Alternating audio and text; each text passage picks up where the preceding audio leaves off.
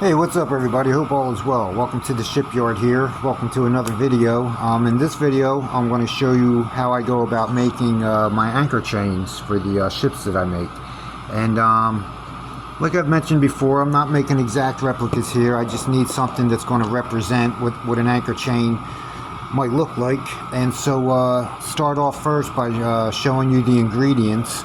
The chain that I use is a chain, I just got it from Walmart. It's from like a jewelry kit that you can buy in like the arts and crafts section. You can buy them. I paid for this one off of eBay, but I don't like it because it's not painted, and these chains, they're kind of a pain in the butt to paint. So until I get desperate enough to have to go and paint this one, then I'll go ahead and use it.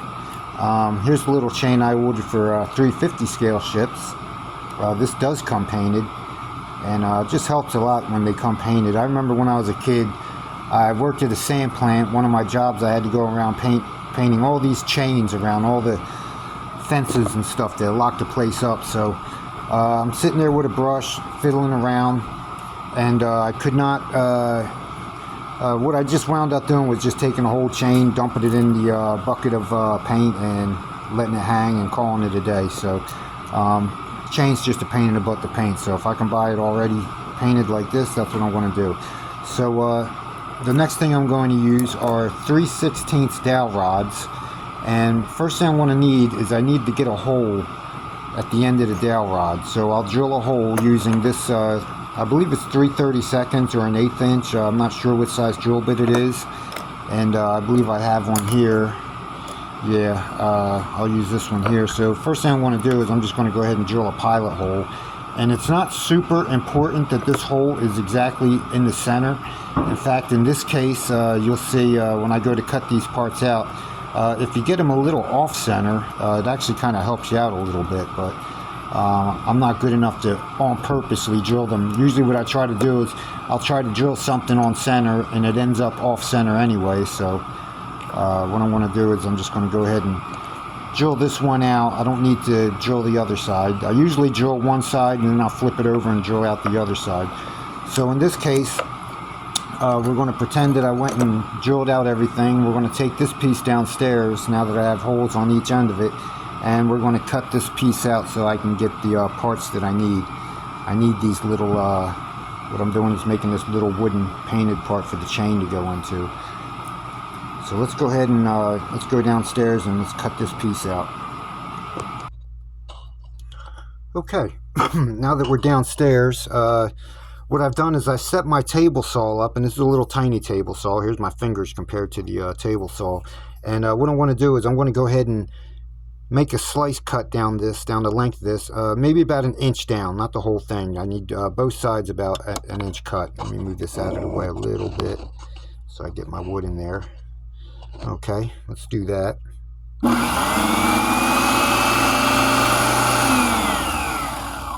Actually, before I start, this is what I was talking about when you don't get these holes exactly perfect, centered. In this case, it's not that big of a deal. Half of this is going to get cut away anyway. So what I'll do is I'll go around and I'll find the fattest part of the, which is right there where my thumb is, the fattest part of the dowel, and I'll cut that part off, leaving the thinner part exposed as the part that I'm going to use. So let's go ahead and do that.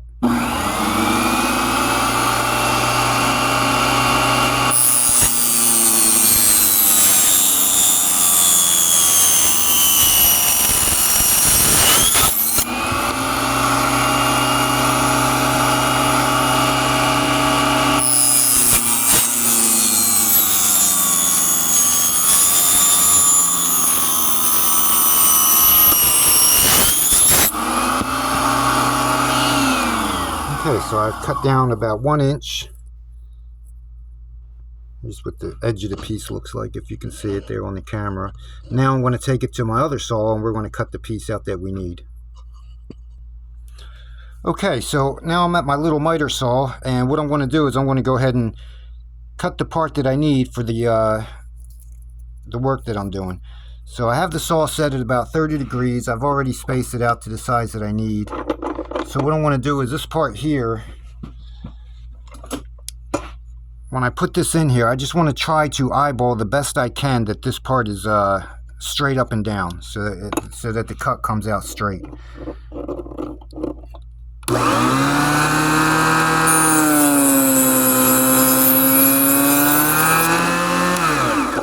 Okay, there's one part.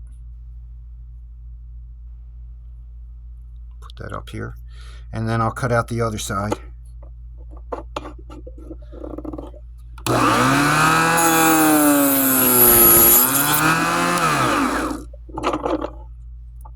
Okay, so now I have the two parts that I need for my chain. So what I need to do now is I need to take them back upstairs, sand them down, and give them a paint job. Okay, I'm going to use these two pieces that I made before. These are painted and they're ready to for the chain to be attached. So what I want to do is I'm going to go ahead and take one off. I'm going to hold it in my hand here, and I want to grab the last link of this chain, grab onto it with my tweezers. And this is the reason why I'm using the drill bit that I'm using now. It doesn't have to be a certain size, it's just got to be the same length or the same size as this chain, because what I'll do is I'll just go ahead and take that link and jam it up in here, and while it's in there, grab a toothpick or whatever you got and put a little glue in that area, so that way that chain will stay in there, and that'll be good for that. And what I'll do is I'll just go ahead and cut whatever length I need and end up with something that looks like this.